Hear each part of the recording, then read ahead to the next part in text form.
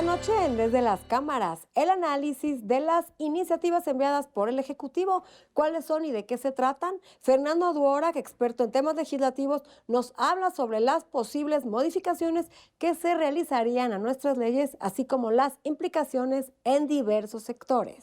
Desde las Cámaras comenzamos.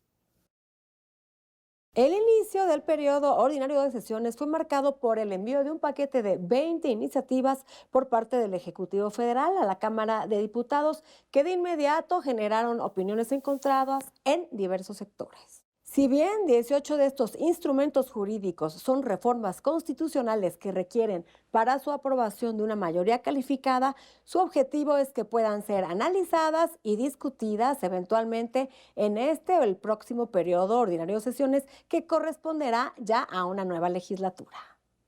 Entre las propuestas presentadas destacan ordenamientos que trastocan la autonomía de 7 órganos autónomos, el Poder Judicial, la política electoral, la división de poderes y la competitividad del país. La oposición ha expresado su preocupación y ha hecho un llamado para que se realice un análisis riguroso que permita rechazar aquellas iniciativas que consideren perjudiciales para la democracia. Hoy más que nunca se requiere la construcción de acuerdos que permitan generar consensos al interior del Congreso, pero sobre todo que se abra un parlamento abierto amplio para que expertos y sectores involucrados ayuden a enriquecer y le den viabilidad a cada una de estas propuestas. Desde esta tribuna mantendremos bajo la lupa cada una de las acciones y acuerdos en este sentido. Vamos a ver qué se debatió durante el arranque del último periodo ordinario de sesiones del Congreso de la Unión. Tras el receso legislativo, diputados federales y senadores regresaron a las actividades del periodo ordinario que arrancó el pasado 1 de febrero. La presidenta de la mesa directiva de la Cámara de Diputados, Marcela Guerra, declaró la apertura del último periodo ordinario de esta legislatura. La Cámara de Diputados, de conformidad con lo que establece el artículo 65 de la Constitución Política de los Estados Unidos Mexicanos, abre hoy el segundo periodo de sesiones ordinarias del tercer año de ejercicio de la 65ª legislatura. En el Pleno de San Lázaro se llevó a cabo una sesión solemne para conmemorar el 107 aniversario de la promulgación de la Constitución de 1917, así como los 200 años de la creación del Pacto Federal. En este contexto, comenzó el debate político. Morena inició señalando actos de inconstitucionalidad por parte de la Suprema Corte. Hoy la Suprema Corte sostiene la hipótesis de que existe un bloque de principios jurídicos más allá de la Constitución, pero que sus integrantes, los de la Corte, son los únicos capaces de bajar su contenido para aplicarlos por encima de todas las normas. Hoy instituciones como la acción de inconstitucionalidad ha sido burlada para que lo que no pueden hacer 8 ministros lo pueda hacer un solo juez de amparo o 2 ministros nada más por la vía de la interpretación judicial. Además, en la tribuna, los legisladores centraron el debate en el paquete de reformas enviadas por el presidente López Obrador. Estas reformas que está proponiendo el presidente se van a abrir a un debate público nacional. Va a haber debate público al respecto, a pesar de sus insultos. Por su parte, la oposición argumentó. Pero por supuesto que jamás avalaremos el destazamiento del Poder Judicial, la cancelación de los órganos electorales, el regreso a un sistema monopólico de la Comisión Federal de Electricidad.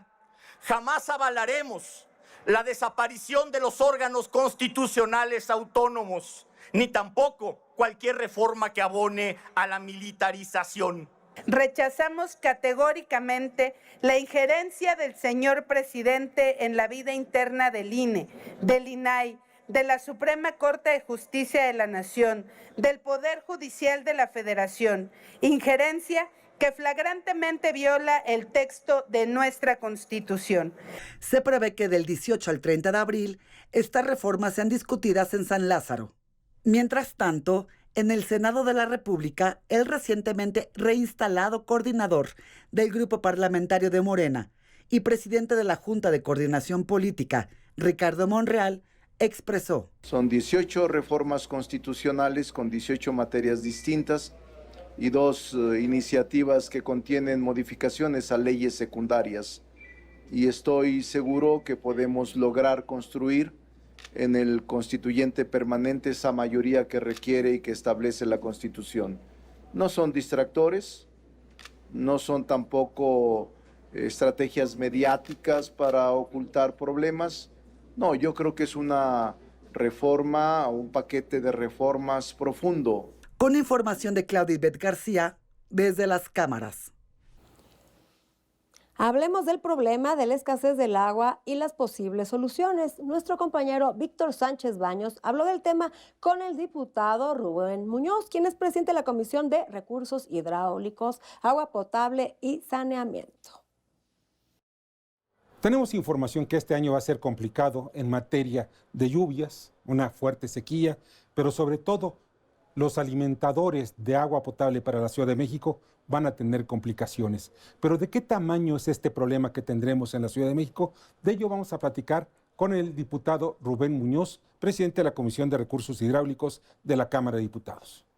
Estamos iniciando, Víctor, el año 2024 con una de las sequías más graves de los últimos 20 años en México. Según datos de la Comisión Nacional del Agua, el 67% del territorio nacional padece hoy una de las crisis de sequía más importante que está generando 2 grandes efectos. Falta de agua para las 11 metrópolis que tiene el país, pero además un problema de abasto para el sector hidroagrícola. Por eso en la Cámara de Diputados estamos proponiendo, primero, un plan emergente para atender el problema de la sequía. España lo hizo recientemente con una inversión superior a los 60,000 millones de pesos. Hoy tenemos que explorar nuevas soluciones para resolver el problema de abasto que tiene el Valle de México y la capital del país. ¿Cuáles son estas soluciones? Primero, reducir la demanda. Un habitante de la Ciudad de México consume en promedio 300 litros de agua al día, mientras en Europa un ciudadano promedio consume 100 litros por día. Detener el consumo me parece que tiene que incluir a los 3 niveles de gobierno y a todos los sectores de la sociedad, porque estamos hablando de hacer un acto de conciencia hídrica nacional. Lo segundo, se requieren nuevas fuentes de abastecimiento para las metrópolis. Una alternativa, Víctor, es que aprovechemos las aguas residuales que se producen en las ciudades mexicanas. ¿Y qué pasa en este sector? México tiene 3,960 plantas de tratamiento en todo el país y hoy que estamos dialogando, 2/3 partes de estas plantas están fuera de operación o no funcionan. Donde hay una planta de tratamiento hay una fábrica de agua, porque si esa agua se la damos a la agricultura, que es el gran consumidor del agua en México, 76% de cada litro de agua se va al sector hidroagrícola. Si le damos agua sustentable de las ciudades bien tratada, el agua que tienen los productores agrícolas se las podemos dar a los habitantes de las distintas ciudades. Desalinizar el agua en los 17 estados costeros del territorio nacional, en los más de 263 municipios que hay en las costas mexicanas, es otra alternativa, pero necesitamos hacer conciencia que el agua tiene un valor. Hoy es el valor de la vida, y ese valor de la vida debe de implicar una campaña nacional de fiscalización para crear un nuevo sistema financiero nacional donde la cuota mínima sea el costo que cuesta la infraestructura para llevar el agua de las fuentes de abastecimiento a las ciudades en México. Me han preguntado muchas veces, Víctor, ¿cuál es la causa estructural que hoy está generando al inicio del 2024 que en muchas regiones del país tengamos problemas de desabasto del agua? El problema de fondo es que cada día somos más seres humanos. México crece en más de 830,000 personas por año, sin contar el efecto del flujo migratorio que hoy enfrenta nuestro país. Esto nos debe de obligar a un plan hídrico 2024-2050 para hacer rehabilitamiento de la infraestructura existente. Tenemos, por ejemplo, 806 presas en todo el territorio nacional. En 210 de ellas está el 80% de los embalses del agua que le damos al campo y a las ciudades. Pero tenemos 40 años que no les damos el mantenimiento preventivo necesario. Si seleccionamos 70 de esas presas para incrementar las cortinas, por ejemplo, de estos embalses, es como si estuviéramos construyendo 50 nuevas presas mexicanas. El nuevo plan tiene que iniciar, Víctor, con un cambio de paradigma. El tema de agua tiene que ser visto como un tema de seguridad hidroalimentaria. Tiene que estimularse a los gobiernos locales y estatales que invierten hoy en recursos hidráulicos. Pero tenemos que destinar más presupuesto a la tecnificación de las poco más de 10.4 millones de hectáreas que tenemos en todo el territorio nacional. El agua, para mí, va a ser el mayor desafío de la próxima generación. Son 4 fuentes fundamentales de agua potable de la Ciudad de México. 3 son subterráneas y 1 al aire libre. Por eso necesitamos que día a día, ante el agotamiento de estos recursos hídricos, que haya conciencia en la ciudadanía, para que todos los que vivimos en la Ciudad de México lleguemos a una conclusión, que debemos gastar menos agua para que nos alcance a todos. Y esto es importante porque el agua se agota. Tras el paquete de iniciativas presentadas por el presidente López Obrador, nuestra especialista en finanzas, Alicia Salgado, nos trae las reacciones del sector empresarial. Alicia. ¿Cómo estás? Muy bien, ¿y tú? Muy bien, me da muchísimo gusto saludarte. Igualmente, Fíjate que Alicia. el Consejo Coordinador Empresarial sacó un comunicado, así muy escueto, en el que dice que exhorta al Ejecutivo a realizar un análisis razonado, calmado y prudente de las propuestas, que ellos lo van a analizar, pero que en el contexto electoral actual pudiera abonar en el entorno de confrontación. Perdón, ¿no? De eso se trata. El segundo que reacciona de una manera interesante es la AMAFORE, la Asociación Mexicana de Afores.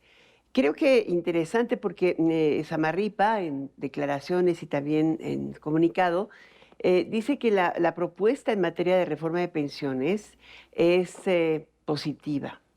Y es positiva un poco por lo que te comentaba en entregas pasadas, en momentos pasados aquí en esta emisión, porque no se tocó el régimen de pensiones administrado por las AFORES. De hecho, no hay ninguna propuesta al respecto, sino sí en el régimen de las AFORES del 97, pero de aquellas personas que no alcanzan por su salario una pensión mínima. Entonces, digamos que se establece un tope tanto para el ISSSTE como para el IMSS, mínimo para recibir ingresos. Puede ser salario mínimo o entre salario mínimo y el promedio de salario registrado en el IMSS actualizado por inflación por año. Hoy sería 16,500 pesos. Sería el máximo del tope, pero hay gente que no recibiría ni un peso, salvo la pensión universal de 3,000 pesos cada 2 meses, una cosa así. Este es el punto interesante de la controversia. Decían, es que no va a alcanzar el dinero. Creo que sí, el fondo de 65,400 millones de pesos para subsanarlo puede ser una alternativa efectiva y no tendrías que modificar mucho las cuotas. Tiene que venir del presupuesto, eso sí. Y pues para eso propone una serie de eliminación de dependencias, organismos y reducción del presupuesto, pues equivalente más o menos a 7,000 millones de dólares por año en algunas dependencias. Y en el caso del Poder Judicial u órganos autónomos, bueno, hacen cuentas alegres. Es difícil que pase la reforma en este caso porque es constitucional y hoy Morena no tiene mayoría legislativa como para lograrlo, aún considerando que pudieran convencer al Movimiento Ciudadano, en algún momento lo han hecho, no lo tienen ni en la Cámara de Diputados ni en el Senado. De tal manera que pues habrá que ir analizando reforma por reforma. 5 son las que preocupan al sector privado, la energética, que sí es importante, porque está buscando inhibir las resoluciones de la Corte que están pendientes o reponer procesos para facilitar el reacomodo de su política en materia judicial. Y otras, como es el caso esta de pensiones o de vivienda, también tiene que ver mucho con la cantidad de dinero que puedes recibir para rescatar vivienda que ya perdiste.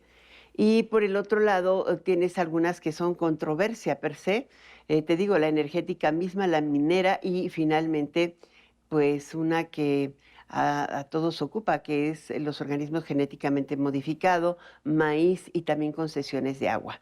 Estas son las que está centrando la lupa, pues la Concanaco, la Concamín, el Consejo Coordinador Empresarial, la Coparmex. Creo que el sector privado pues está involucrado, pero por Dios, esto es electoral, ¿no? Pero todos nos tenemos que involucrar, Todos. Alicia, porque son tiempos delicados para el futuro de nuestro país. Gracias por estar Pues aquí iremos con explicando nosotros. iniciativa por iniciativa. Aquí seguiremos ¿no? dándole seguimiento. 20 son. Aquí ponemos el tema bajo la lupa, claro, desde las cámaras. Vamos a un corte comercial y al regresar, Fernando Dvorak, experto en temas legislativos, nos habla de cómo será el proceso en el Congreso de la Unión para debatir las iniciativas enviadas por el presidente López Obrador.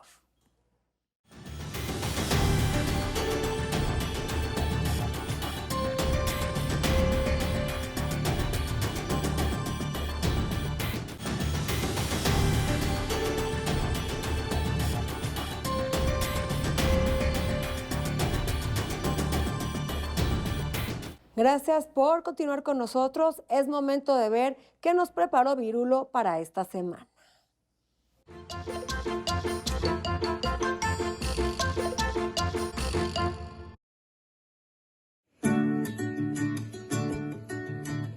En los países noruegos, Xóchitl Gálvez una vez habló de su sed de hambre, pero lo digo al revés. Lo malo del entusiasmo de la doña y su compadre es que si mete la pata, la mete y le vale madre. You have to go te talk. You have to go te talk. You have to go te talk. Y lo publica en TikTok. You have to go te talk. You have to go te talk. You have to go te talk. Y lo publica en TikTok. Fernando Dvorak Camargo regresa a nuestro programa. Académico en asuntos legislativos, donde goza de gran fama. Hablará de un tema muy presente, cómo debatir las iniciativas enviadas por el presidente. Escuchemos con mucha atención cómo será el proceso en el Congreso de la Unión. Y estamos haciendo contacto vía Zoom con Fernando Dvorak, quien es experto en temas legislativos, y vamos a platicar con él sobre el proceso que se dará ahora en el Congreso de la Unión para debatir las iniciativas enviadas por el presidente López Obrador. Hola Fernando, ¿qué tal? Buenas noches. ¿Qué tal, Adriana? Qué gusto saludarte y un gran saludo a tu auditorio.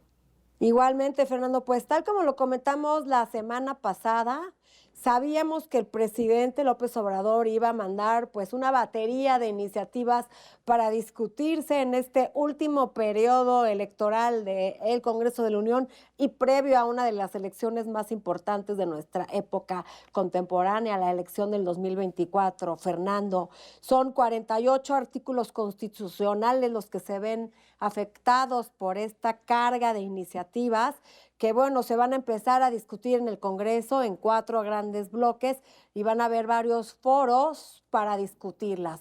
Claro que sí, Adriana, con mucho gusto. Todo este tema con los órganos autónomos. Hay algunos órganos autónomos que podríamos debatir sobre su diseño o sobre sus alcances, pero hay muchos temas, por ejemplo, hidrocarburos, telecomunicaciones, en donde estamos sujetos como país a mantener ciertos órganos técnicos y autónomos como parte de los tratados que tenemos con Estados Unidos y Canadá en materia de libre comercio. Quitarlos nos puede poner en una situación de mucha debilidad ante Estados Unidos, especialmente si pensamos que Donald Trump podría ganar la presidencia, y una de las primeras cosas que haría si tomamos ese paso de desobedecer o de salirnos de los lineamientos del tratado, podríamos comenzar a hablar el de revisar el TEMEC o de derogar. Otro tema muy importante es la elección de los ministros de la Suprema Corte de Justicia por voto directo. Esto lo único que va a hacer es politizar la justicia. Cierto, hay muchos temas o muchas percepciones de que no están bien con el aparato de justicia, pero eso tiene más que ver con la Fiscalía General de la República que con la propia Suprema Corte de Justicia. Mete al vapeo o los vapeadores junto con el fentanilo. Y una política de absoluta prohibición, lo único que genera son mercados negros y obviamente grandes negocios que no tienen que ver con el Estado. Y eso lo vemos ahorita, por ejemplo, con el narcotráfico. Otro tema importante, estamos hablando de la reforma electoral. Y él dice que quiere volver a la Constitución antes del neoliberalismo, y en realidad lo que quiere López Obrador es que volvamos a antes de los años 60. Es decir, quiere eliminar a los pluris, acá teniendo 300 diputados, y eliminar a la segunda minoría y a los senadores de representación proporcional, quedando en 64 integrantes. Eso no solamente implicaría un costo de oportunidad o una carga laboral enorme para los senadores, sino además de todo implica un grave peligro de ineficacia para el Congreso. Es decir, ni siquiera los propios diputados de Morena o senadores, estoy completamente seguro que quieran aprobarlo. Y él de antemano sabe cuáles no se van a aprobar. Ese es justamente el objetivo, es decir, como bien comentaste hace un momento, van a haber 4 mesas de trabajo. Esas mesas van a tener lugar del 20 de febrero al 15 de abril, y a partir del 15 o al 18 de abril va a venir una gran ronda de negociaciones y de mayoriteos. Y es lo que hemos visto básicamente a lo largo de los últimos años, desde la reforma eléctrica, pasando por la reforma política o el tema de los fideicomisos de la Suprema Corte. Es decir, la oposición va a ser mayoriteada en las comisiones, y vamos a tener a todo el mundo viviendo en la Cámara para que todo el mundo esté presente y traten de tirar las iniciativas del Ejecutivo. Y eso tiene un riesgo muy importante. Si la oposición no está pensando ahorita en una estrategia que haga que comience a ganar la imaginación, comience a ganar terreno, comience a hablar sobre un mensaje de sensatez sobre esto, y lo único que va a hacer, y lo único que se dedique a hacer es oponerse, el Ejecutivo va a seguir dominando la imaginación popular. Y ojo aquí también, Fernando, lo que comentamos la semana pasada y lo volvemos a comentar porque es importante. Hay que considerar que muchos de los legisladores empiezan a pedir licencia y los que entran son los suplentes que no tienen ningún tipo de experiencia en discusiones ni en aprobación de estas iniciativas, pero bueno, que quieren salir en la foto, quieren los proyectores y por supuesto que quieren lucir, y en ese caso pueden llegar a aprobar estas iniciativas por desconocimiento total. Exacto. Y otra cosa que también podríamos añadir, son altamente vulnerables. Es decir, los suplentes en realidad son el repuesto, no tienen muchas expectativas de continuar en la política, estuvieron ahí porque en realidad sus propietarios son los líderes, y son personas que pueden ser mucho más cooptables. ¿Qué le vas a ofrecer a un suplente que nomás va a estar ahí unos meses? Ya no le puedes ofrecer la continuidad de sus cargos. No le puedes ofrecer gran cosa, más allá de decirle gracias por participar, disfruta de tu asiento unos meses y ahí nos vemos. Y esas personas pueden ser mucho más cooptables. Y otra cosa también abonando a lo que acabas de decir, Fernando, Adriana. y aquí quiero hacer un hincapié porque, bueno, he sido legisladora y sé las negociaciones. Para estos suplentes es muy importante subirse a la tribuna para que tengan su video del recuerdo, su foto del recuerdo. Entonces, negocian con el coordinador parlamentario su voto a cambio de subirse a la tribuna, nada más. Por eso también es importante que estas iniciativas, Fernando, se discutan no solo entre los legisladores, sino en un parlamento abierto, que es parte de nuestras herramientas de nuestra democracia. Exactamente, pero vamos a ver cómo va a ser las condiciones del Parlamento abierto o de los foros que está abriendo, que se van a abrir. Si son foros como los que tuvimos hace unos meses, con la reforma de la Suprema Corte de Justicia, donde cada grupo político tuvo sus expertos hablando, y vamos a tener otro diálogo de sordos, va a ganar quien tenga mayor escándalo o quien conquiste más la víscera popular. Entonces vamos a ver esto y vamos a dar un marcaje personal para ver cómo los partidos políticos o generan un ambiente de discusión o generan un ambiente de polarización. Y bueno, es muy importante que estemos todos pendientes de estos últimos meses, que es el cierre de la discusión, y esperemos no aprobación de estas reformas, porque mucha gente, Fernando, dice que ellos no se involucran en política, pero mientras no se involucran en política, pues la política sí se involucra en tus derechos y en tu vida. Gracias por estar aquí con nosotros, Fernando Dvorak, analista político. Encantado, Adriana, un gran saludo. Se nos acabó el tiempo, pero no dejen de vernos próximo jueves en el único programa de la televisión que pone bajo la lupa el quehacer legislativo. Buenas noches.